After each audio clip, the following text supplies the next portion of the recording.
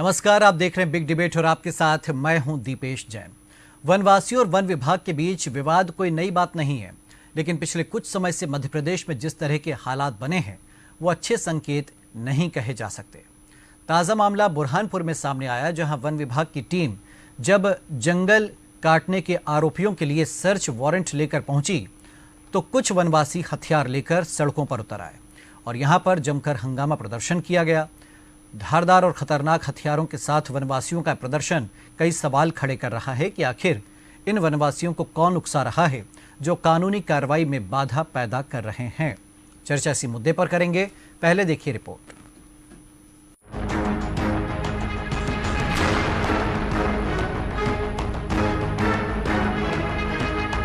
मध्य प्रदेश में वन महकमे और वनवासियों के बीच लगातार तनाव के हालात बने हुए हैं। इस बार बुरहानपुर में हालात इस कदर बिगड़े कि वनवासी संगठन हाथों में हथियार लेकर सड़कों पर प्रदर्शन करने आ गए।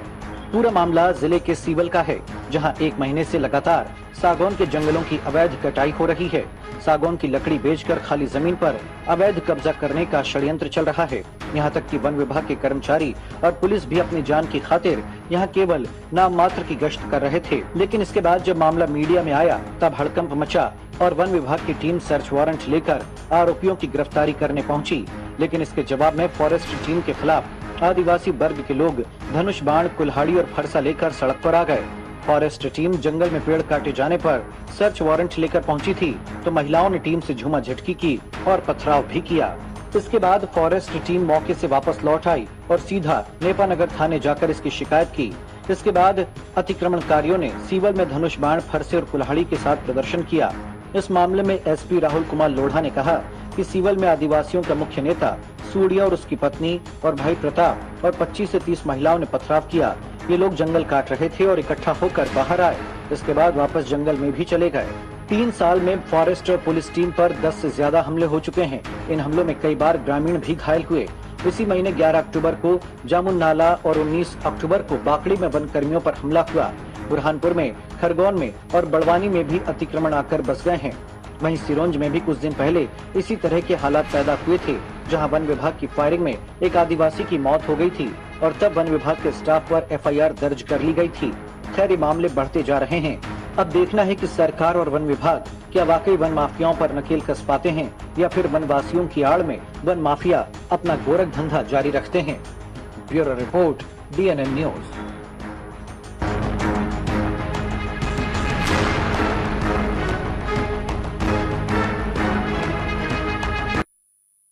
चलिए, तो इसी मुद्दे पर हम चर्चा शुरू करेंगे। 3 खास मेहमान हमारे साथ जुड़ गए, उनका परिचय करवाते हैं। बीजेपी की ओर से इंजीनियर सत्येंद्र चौधरी जी, आपका स्वागत है। सत्येंद्र जी हमारे साथ में कांग्रेस की ओर से प्रवक्ता संतोष परिहार जी, आपका स्वागत है। और वरिष्ठ पत्रकार राजेश जौहरी जी हमारे साथ में, आपका भी स्वागत है राजेश जी।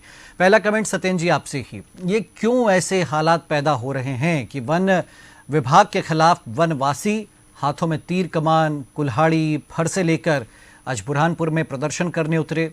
ये किस तरह के संकेत मानते हैं आप? दीपेश जी, यह जो है बड़ा दुखद घटना जैसे हुई है एक तरह से, क्योंकि प्रशासन और जनता को आमने सामने आ गए, एक तरह से कहें हमारे जनजाति बंधु भी। तो मुझे ऐसा लगता है कि इसके अंदर कोई ऐसी शक्तियां हैं, कोई माफिया है, वन माफिया, जो उनको प्रश्रय दे रहा है। इस कारण से यह स्थिति निर्मित हुई। जबकि भारतीय जनता पार्टी की सरकार जो है जनहितैषी सरकार है, वो जनजाति बंधुओं के लिए तो भारतीय जनता पार्टी की सरकार ने, शिवराज जी की सरकार ने मुक्त हस्त से पूरे दोनों हाथों से काफ़ी योजनाओं के माध्यम से उनके कल्याण के लिए अनेक योजनाएं चलाई हुई हैं। और आपको याद भी होगा कि हमारे जनजाति बंधुओं के लिए जो योजना है, सबसे पहले तो कांग्रेस सरकार ने उनका जो वनाधिकार कानून के तहत आने वाले जो पट्टे हैं वो ही निरस्त कर दिए थे।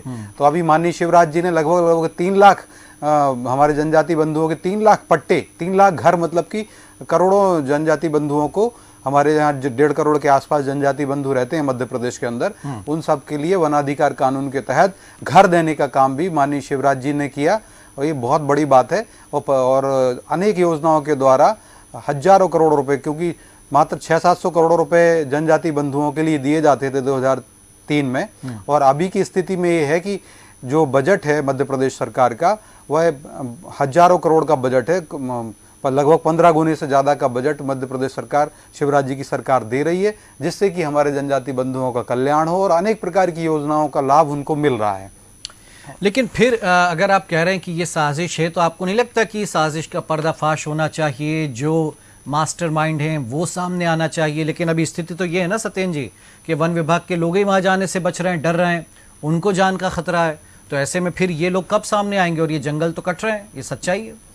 जी हाँ, जैसा आपने बताया और सारी मीडिया, जो हमारी मीडिया मित्र हैं, मीडिया के माध्यम से आ रहा है, तो ये जरूर उसमें प्रशासन अब संगठित उसको और अच्छे तरीके से कार्रवाई करेगा। क्योंकि आपको दीपेश जी एक बात ये जरूर है कि अगर संगठित माफिया जो होता है, वन माफिया, संगठित अपराध करने वाले लोग बड़ी संख्या में रहते हैं, तो उनके ऊपर अब जैसे वन विभाग है उसकी भी सीमाएं होती हैं कार्रवाई करने की। उनके पास उतना अमला नहीं होता है, उतनी अधिकार नहीं होते हैं। अब उन्होंने जैसे वन विभाग के अधिकारियों ने पुलिस से समन्वय स्थापित किया है, अब गृह विभाग से, और चूंकि हमारे सरकार से भी सरकारी माननीय मंत्री जी और हमारी सरकार एक्टिव हुई है, तो निसंदेह उनसे इस पर जो तथ्य जांच की जाएगी, कौन वन माफिया है, किन लोगों ने उनको उद्वेलित किया, क्यों जंगल काट रहे हैं। क्योंकि जंगल एक तरफ हम कह रहे हैं कि हमें जो है जंगल बढ़ाना है, माननीय शिवराज जी प्रतिदिन वृक्ष लगाते हैं, वृक्षारोपण करके हम सभी को यह संदेश देते हैं। अभी अभी हमारे प्रदेश अध्यक्ष का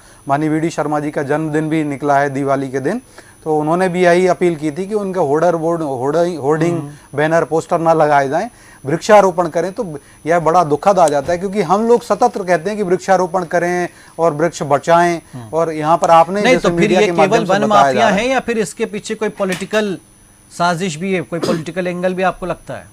देखिए, मुझे ऐसा लगता है इसमें भी पॉलिटिकल एंगल भी हो सकता है, और कहीं ना कहीं जो कांग्रेस है, कांग्रेस का भी हाथ हो सकता है। क्योंकि ऐसा जैसे सिरोंज है या गुना के अंदर की कुछ घटनाएं जब सामने आई थी, तो वहां पर कांग्रेस के नेताओं ने उन लोगों को प्रश्रय दिया था। तो यहाँ पर भी अगर अब जांच होगी, जांच के बाद में सही बात होगी। और कुछ कहना मेरे हिसाब से ठीक नहीं, लेकिन हम चाहते हैं कि सौहार्द बना रहे मध्य प्रदेश के अंदर। सरकार भी उसी लिए संकल्पित है, और जो भी दोषी हैं अभी निकल के आएगा, उसमें साफ साफ हो जाएगा कि कौन है। चलिए संतोष जी, ये क्यों ऐसी स्थितियां बन रही हैं? भाई वन विभाग अपनी कार्रवाई ना करे तो क्या करे? सर्च वारंट लेकर पहुंचती है, वहां पर जो वनवासी हैं वो सब प्रदर्शन करने आ जाते हैं, डराते धमकाते हैं, पथराव होता है उस टीम पर। तो क्यों ऐसे हालात बन रहे हैं संतोष जी, क्या लगता है आपको? दिपेश जी, सबसे बड़ी बात ये कि मध्य प्रदेश में कानून व्यवस्था इतनी ज्यादा बिगड़ी हुई है कि इसमें प्रशासन को किसी का डर ही नहीं है। और डर इसलिए नहीं है कि उनको मालूम है कि हर प्रदेश के पीछे एक नेता रहता है और होता रहता है कोई ना कोई। इसमें निश्चित तौर पर प्रशासन को इसको गंभीरता में प्रयास करना चाहिए और इसके अंदर इससे रोक लगानी चाहिए। लेकिन मेन बात तो ये है ना कि ये भी पता करना पड़ेगा दिपेश जी, बड़ा गंभीर विषय है। जैसे आपने डिबेट जो बिठाई, बहुत सही डिबेट है कि जो आदिवासियों के तो बेचारे कई लोग घर, अब उनको घर भी नहीं है, जगह भी नहीं है, उनके कब्जे कितने सालों से है, और कितने, मान लो कोई 20 साल पुराना कब्जा होगा, उसको हटा रहे होंगे तो अव्यवस्था हो रही होगी। देखिए, बहुत सी चीजें हैं और इसको बहुत बारीकी से जांच करना चाहिए, क्योंकि लाइन ऑर्डर, कानून व्यवस्था भी जरूरी है और उनका संरक्षण भी जरूरी है आदिवासियों का, ऐसा नहीं है।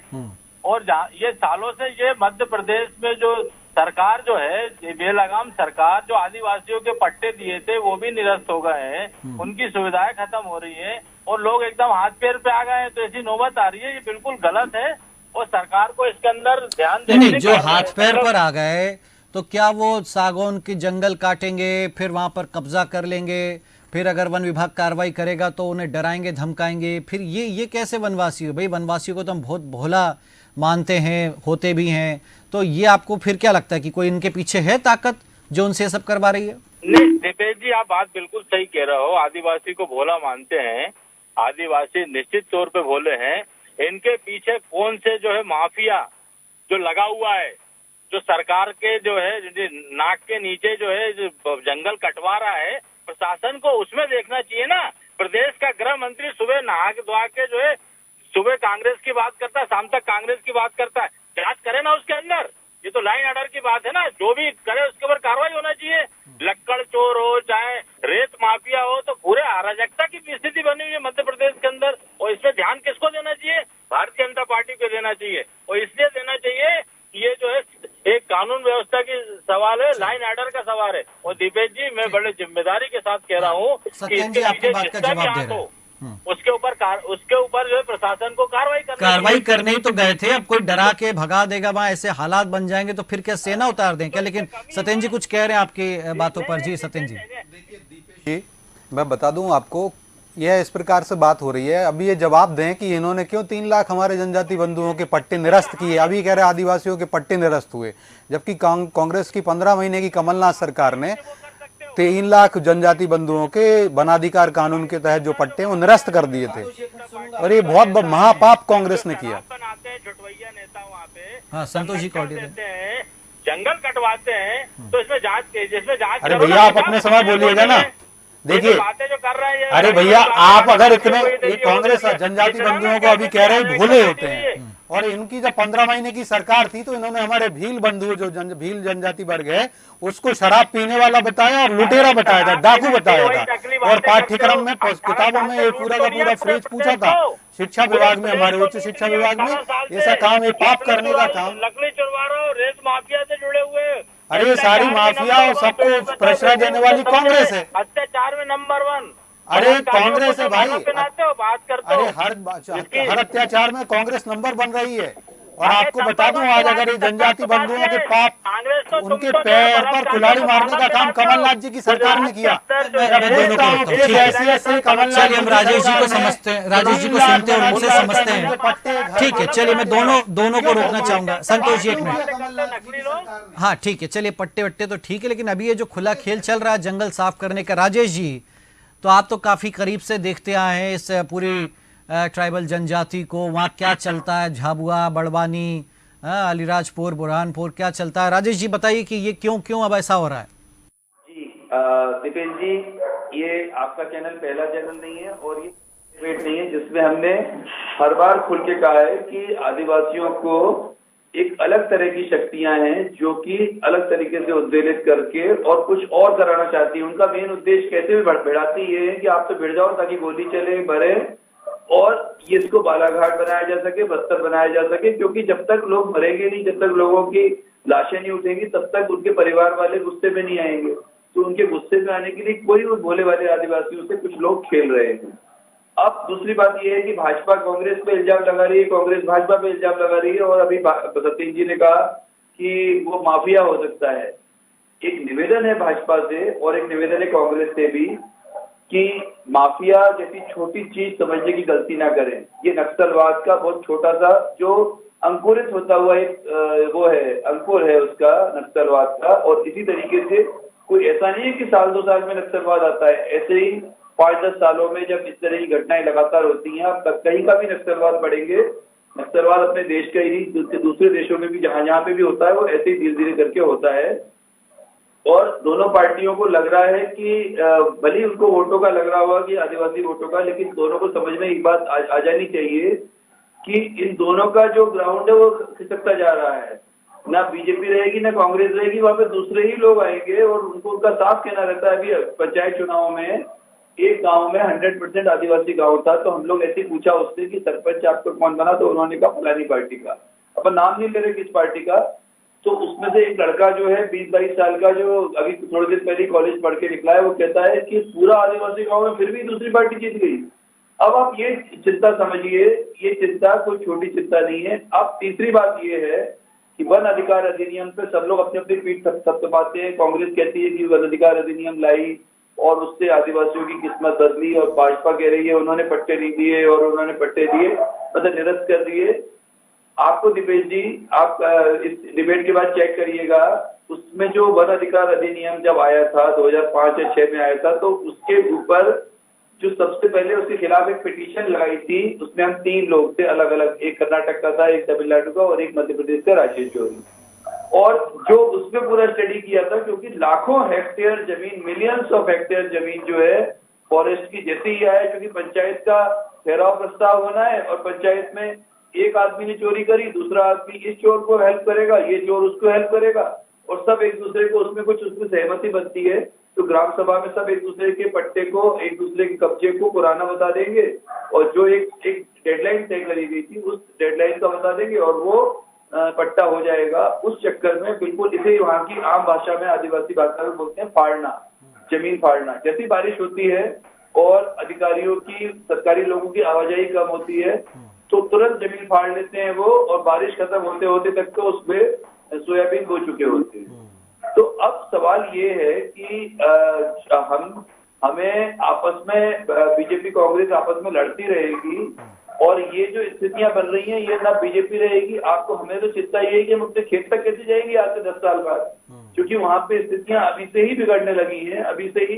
तो राजेश जी, आपको लगता है कि इसकी तरफ ये दोनों दल ध्यान दे रहे हैं या फिर वही आंखें मूंदी जा रही हैं और मतलब क्या उस खतरे को नहीं समझ रहे हैं, जानबूझ करके इग्नोर किया जा रहा है? इग्नोर कर रहे हैं सब लोग, सोच अपना समय निकल जाए फिर आने वाला देखा जाएगा, लेकिन इनको नहीं मालूम है कि इनकी अगली जनरेशन को उन खेतों तक जाना, उस जमीन तक जाना मुश्किल हो जाएगा। और दीपेश जी, ये कोई लंबी बात नहीं है, हमें तो पिछले 2 सालों में जो चेंज दिखा है वो पिछले 30 सालों में नहीं दिखा है। सत्येन जी, क्या हम समझते हैं कि इस वक्त पूरा माहौल जो वनवासी वोटों की लड़ाई है, उनकी खींचतान है, बीजेपी पूरी कोशिश करे कि वनवासी हमारे साथ में हो। वीडी शर्मा जी उस इलाके का दौरा कर रहे हैं।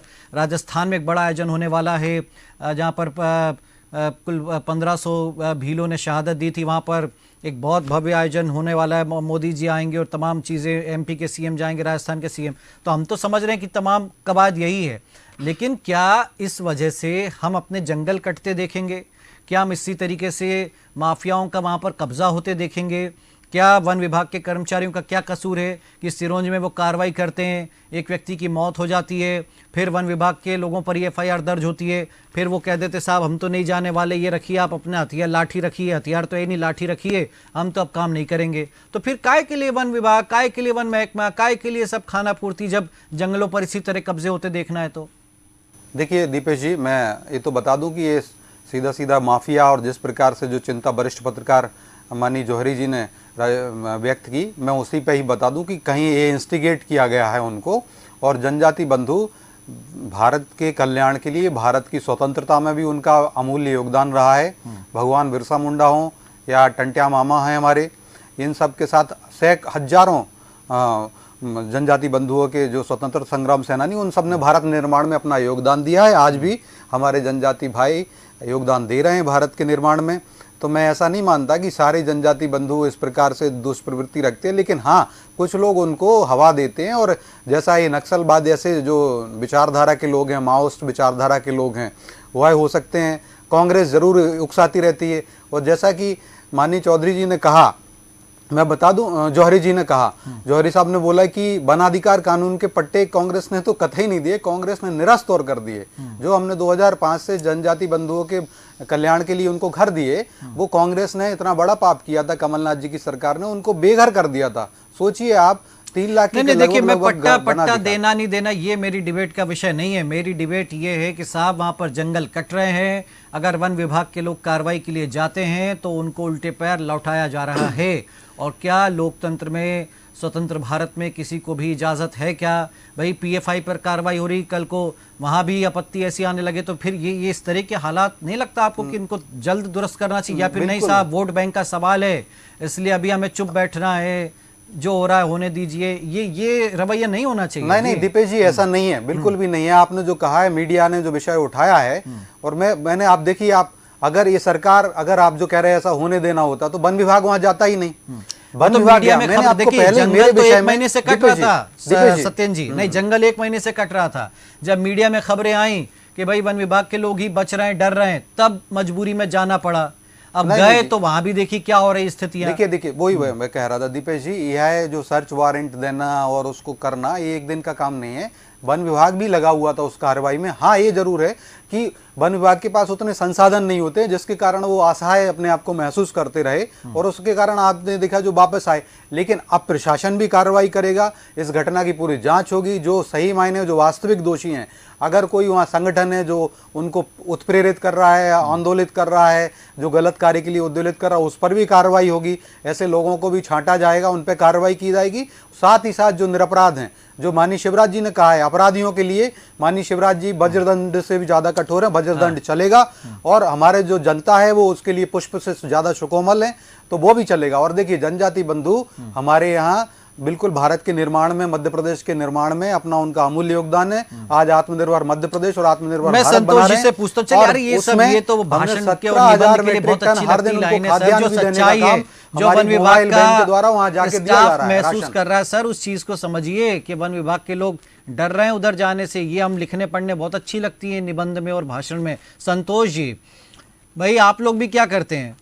वन विभाग ने सिरोंज में कार्रवाई की, एक व्यक्ति गोली से मारा गया, वहां पर प्रदर्शन होने लगे, आप सरकार पर दबाव बनाने लगे कि वन विभाग ने हत्या कर दी और ये कर दिया। सरकार ने मजबूरी में कार्रवाई की तो वन विभाग का मनोबल टूट गया। उन्होंने कहा साहब अगर हम कार्रवाई करने जाते हैं, हमारे ऊपर एफआईआर होगी तो भाड़ में जाए ऐसी नौकरी, फिर हम क्यों करेंगे? तो ये आप लोग पॉलिटिक्स तो आप लोग करते हैं, दोनों दल मिलकर के, और खामियाजा कौन उठाता है? कभी वन विभाग उठाता है, कभी जो जंगल कट रहे हैं तो उससे पर्यावरण को नुकसान हो रहा है, या फिर वाकई दो चार लोग फिर जो निरपराधी हैं वो फंस जाते हैं इस सब में। संतोष जी क्या लगता है कैसे इसका हल हो सकता है इस समस्या का? नहीं, नेताओं को क्या है, अपने स्वार्थ हटा के, जिसकी सरकार है उसको अपने स्वार्थ हटा के काम करना चाहिए। तो काहे के माफिया एक दिन ही टिकेगा साहब, कहाँ बातें कर रहा है। और आपको ये ध्यान होगा नहीं स्वार्थ तो आपका भी है ना संतोष जी, वनवासियों के वोट आपको भी चाहिए, आप लोग भी कहाँ खुलकर बोल पाते हैं? किसी के, मैंने क्या बोला, मन साफ हो तो सारी चीजें हैं। अभी आपने जो बात करी, आपको ये भी ध्यान होगा कि 125 एकड़ जमीन ये मुख्तार मलिक ने कब्जा कर रखी थी 11 मील के पास, ठीक है। कमलनाथ जी ने एक दिन में पूरा खाली करा दिया। अरे मनसा ही नहीं है तुम्हारी करने की, तो कहाँ से होगा? और सरकार से बड़ा कोई गुंडा थोड़ी होता साहब, काय का माफिया? सरकार के सामने कोई माफिया नहीं है, सबसे ये सब इनकी मिली भगत है। संतोष सत्येंद्र जी जल्दी से भाई, सरकार चाहे तो क्या नहीं हो सकता है? क्या ये दो चार माफियाओं के आगे सरेंडर करेगा क्या वन महकमा? देखिए मैं बता दूं दीपेश जी, अगर ऐसा होता सरकार, तो सरकार 25,000 एकड़ से ज्यादा भूमि और लगभग 15,000 करोड़ रुपए मूल्य की भूमि को इवैक्यूएट कराया माननीय शिवराज जी ने। हमारी सरकार ने, जो मैं कह रहा हूं, हमने वो काम किया है और उस भूमि पर गरीबों के लिए घर बना के भी दिए जा रहे हैं मुख्यमंत्री आवास योजना के द्वारा घर भी। तो हमने वज्र दंड भी चलाया है, माननीय शिवराज जी ने वज्र दंड का भी प्रहार किया है आरोपियों पर, और पुष्प से ज्यादा सुकोमल होकर के उस जमीन से घर भी दिए हैं। और जनजाति बंधुओं के लिए हमने वहां पे घर के लिए राशन की व्यवस्था भी की है। 17,000 मीट्रिक टन राशन कमलनाथ जी सोते रहे, ये नहीं दे पाए, हमने मोबाइल वैन बेच के दी जा रही है। संतोष जी ने तो उनके घर से बाहर, कमलनाथ जी ने तो उनको घर से बाहर निकाल दिया था, बेघर करने का पाप किया था कमलनाथ जी। संतोष जी बात पूरी कीजिए। कांग्रेस की सरकार 15 महीने की सरकार जी। संतोष जी बोलो कहाँ बातें कर रहे हो? और एक बात बता दो, बोलते हो आप, बताओ आपने भीलों के लिए दारू पीने वाला बताया, शराब पीने वाला बताया? नहीं, आज का मुद्दा, आज का मुद्दा, आज का मुद्दा, भीलों को लुटेरा बताया था 15 महीने की कमलनाथ जी की सरकार ने। मैं पूछना चाहता हूँ किस हैसियत से हमारे जनजाति बंधुओं का अपमान किया है उन्होंने, ये बताएं किस हैसियत से भीलों को, हमारे भील बंधुओं के ऊपर पूरा का पूरा एक फ्रेज लिखा गया था। आप भीलों को, सत्येंद्र जी आप संतोष जी अपनी बात पूरी कर लें please sir, please Santosh ji जल्दी से अपनी बात टू द पॉइंट जी। देखिए सत्येंद्र जी, देखिए दीपेश जी, यह तो सत्येंद्र जी को बता दे कि मेरे उसके बीच बोलेंगे तो मैं भी इनके बीच में। मैंने तो आपको बताया, आप बताएं कि आपने भीलों को क्या शराबी नहीं बताया? आज का वो नहीं है सत्येंद्र जी सर, प्लीज जनजाति बंधु हैं मेरे बंधु। नहीं ठीक है ना, वो सब मानते, सब पूछ रहे हैं जी। देखिए एक मिनट, देखिए क्या दीपेश जी, मेरा शुद्ध सरकार पे ये आरोप है कि ये इनकी मिली भगत से पूरे जंगल कट रहे हैं। सरकार कुछ नहीं है, मिली भगत कांग्रेस की है। कांग्रेस जो है हमेशा ऐसे काम करती है, भड़काती है। नहीं, मैं ये कह रहा हूँ संतोष जी, मैं एक चीज आपसे पूछ रहा हूँ, सुनिए, कल को अगर सरकार वन विभाग को फ्री हैंड दे दे कि जाइए जो कार्रवाई करना कीजिए, बिल्कुल देना चाहिए, बिल्कुल देना चाहिए। आप ये बताइए, फिर परसों आप ही ना खड़े हो जाएगा कि देखिए साहब वनवासियों पर अत्याचार हो रहा है। नहीं, अन्याय देखो, अन्याय अत्याचार नहीं होना चाहिए ना, मैं तो आज ही बोल रहा हूँ, सरकार फ्री है। अरे जो जंगल काट रहे हैं उनको पकड़ेंगे तो फिर वही लोग आ जाते हैं सड़कों पर, वही तो उतरे हैं आज। भाई देखिए सड़कों पे क्यों आए दीपेश जी, उसके पीछे भी जाना पड़ेगा। इनके नेताओं ने आगे कड़ा सड़कों पे क्यों आए? सड़कों पे इसलिए आए कि उनकी जमीनें 25 सालों से थी, उनको ये पट्टे हटा दिए। बेघर वाला मुद्दा नहीं है सर, यहाँ पे जंगल पर कब्जे का मुद्दा है। ठीक है, चलिए मैं दोनों को डाउन करता हूँ। हाँ। जंगल कौन कटवाता है? जंगल यही कटवाते हैं, इनके नेता कटवाते हैं। जंगल हमने तो बढ़ाए, माननीय शिवराज जी हर दिन पेड़ लगा रहे हैं। ये इससे हम जंगल कोई सरकार हजारों नहीं वर्ग कटवाती। किलोमीटर का जंगल माननीय भाजपा की सरकार ने, माननीय शिवराज जी की चलिए, सरकार ने मैं राजेश जी लास्ट कमेंट, मध्य प्रदेश में राजेश जी मोदी जी की क्या सरकार ने कहाँ बढ़ाया चूक हो रही, कहाँ कमी हो रही, या फिर मुद्दा वाकई सेंसिटिव है, कुछ बोलेंगे और ये हम आप समझ सकते हैं मजबूरियां राजनीतिक दलों की कि जहां बोला वहां नुकसान, तो ऐसे में फिर क्या करे सरकार? भाई सामने से नहीं लड़ सकती, क्या पीछे से कुछ कर सकती है? करने जाएगी फिर वो सिरोंज जैसी घटना हो जाएगी, फिर साहब वो कहते हैं कि होम करते हाथ जलने वाली बात। तो ऐसे में क्या लगता है आपको राजेश जी, कुछ होगा कि बस यही सब चलता रहेगा? देखिए, भाजपा और कांग्रेस दोनों की मजबूरी साफ समझ में आ रही है कि कोई भी खुल के ये नहीं बोल रहा है कि जो भाई देखो कायदे में ये बोलना चाहिए कि गोली चले, अगर 2-4 मर भी जाए तो कोई दिक्कत नहीं है, लॉ एंड ऑर्डर बना रहना चाहिए। लेकिन कांग्रेस बीजेपी में किसी में से ये साहस नहीं है कि वो ये बात बोल रहे, क्योंकि अभी चुनाव सामने है। अब समस्या ये है कि ये लोग आज का चुनाव देख रहे हैं, पर आज से 10 साल बाद जब इनके बच्चों की क्या का दिन आएगा, उस समय तक स्थितियां ऐसी हो जाएंगी कि हम डिबेट करने लायक नहीं रहेंगे। इस इलाके में स्पेशली जो इंदौर का ट्राइबल इलाका है, खंडवा का है, खरगोन का है, धार, अलीराजपुर और झाबा का जो बेल्ट है, बड़वानी का, इसमें स्थितियां दीपेश जी हम तो खुद देखते हैं ना। अब आपको एक छोटी सी घटना बताते हैं, आपकी सरकार की मंशा कैसी रहती है। 30 दिसंबर 2012 को पागलपानी वाटरफॉल के पास जूना पानी एक इलाका है, वहां पे 200 से ऊपर ट्राइबल्स जो है वहां पहुंच गए और सुबह सुबह उन्होंने, हमारे पास रात को खबर आई थी कि ऐसा ऐसा होने वाला है, तो किस्मत से अपने अखबार में छपी थी खबर, और जैसे ही खबर छपी 6-7 बजे पूरा हिल गया सिस्टम और सारे अधिकारी आए और वो खोदते उससे पहले उन्होंने पकड़ लिया और उसको विफल कर दिया। लेकिन उसमें जिनके खिलाफ केस दर्ज हुए थे उन सबको बाद में फॉरेस्ट वालों ने कैसे भी करके उनको समझौता करने के हिसाब से कि कौन इनसे लड़ाई लेगा, हर दिन यहाँ आना है।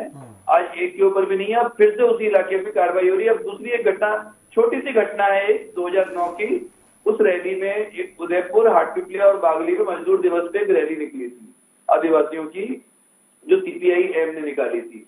अब आप समझ गए होंगे इशारा क्या है, CPI-M ने निकाली थी। उसमें क्या हुआ था, हम लोगों ने खुद इसके साक्षी हैं, तो वहां पे जो आदिवासी बंधु जो है, उनको जो सिखाया गया था, बेचारे वो नारा लगा रहे थे, तो जब शहर में से निकल रहे थे तो उन्होंने कहा ये मकान किसका, मतलब वहां की भाषा में थी, किसकी छह, तो दूसरे आज सारे लोग बोल रहे थे अमरूद छह, मतलब ये हमारा है, ये दुकान हमारी है, ये मकान हमारा है। आप इसका मतलब समझिए। और अभी जोबट चुनाव के समय की बात है, आसपास जो महेश्वरी, जैन, जो आड़तीय, जो पीढ़ियों से वहां रह रहे हैं जोबट में और आसपास के इलाकों में, उनके पास चुनाव से पहले से ही अल्टीमेटम आने शुरू हो गए थे कि अब आपको खर्चा देना पड़ेगा।